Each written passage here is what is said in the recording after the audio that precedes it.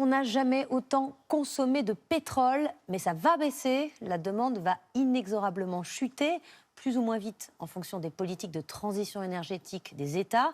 Jusqu'ici, on pensait que c'est l'épuisement des ressources qui entraînerait la fin du pétrole.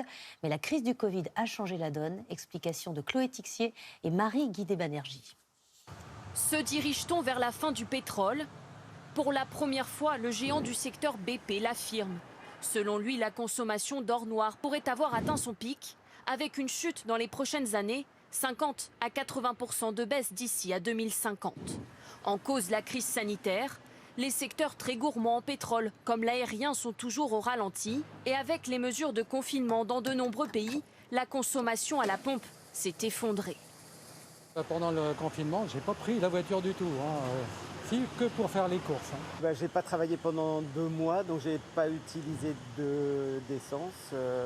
Avec l'épidémie, la demande de pétrole est passée de 100 millions de barils par jour au premier trimestre 2019 à seulement 83,2 millions cette année. Une tendance poussée par les États.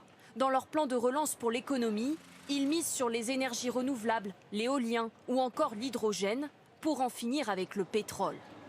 Le signe d'un déclin, mais pas encore à l'échelle mondiale, selon cet économiste. Ce sont essentiellement les pays émergents qui consomment du pétrole, qui font l'augmentation de la consommation de pétrole aujourd'hui, à savoir en premier lieu la Chine. Et il n'y a pas de raison que la Chine se mette d'un coup à faire une transition énergétique. Donc effectivement, dans ces pays-là, on peut se dire que la consommation va se poursuivre. Mais les compagnies pétrolières entendent bien investir dans les énergies vertes. BP et Total se sont engagés à atteindre la neutralité carbone en 2050.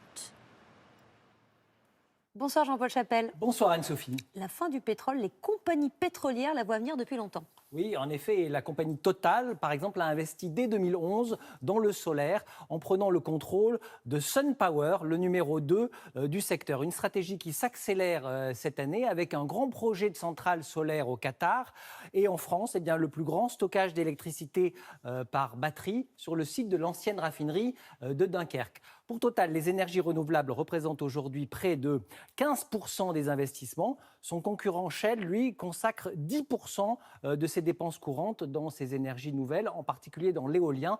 Objectif, devenir le premier fournisseur mondial d'électricité. Pour le moment, cette conversion reste modeste pour l'ensemble des compagnies pétrolières européennes. Le renouvelable se limite en moyenne à 5% des dépenses. Et alors justement, pourquoi y vont-elles lentement ? Alors tout simplement parce que ces investissements nouveaux ne garantissent pas encore la haute rentabilité de 20% que l'industrie pétrolière a connue quand le brut valait $60 le baril. Quant aux compagnies américaines comme Exxon, elles continuent de profiter des réserves abondantes de pétrole de schiste aux États-Unis. À ce stade, elles ne sont quasiment pas aventurées dans les énergies autres que les hydrocarbures.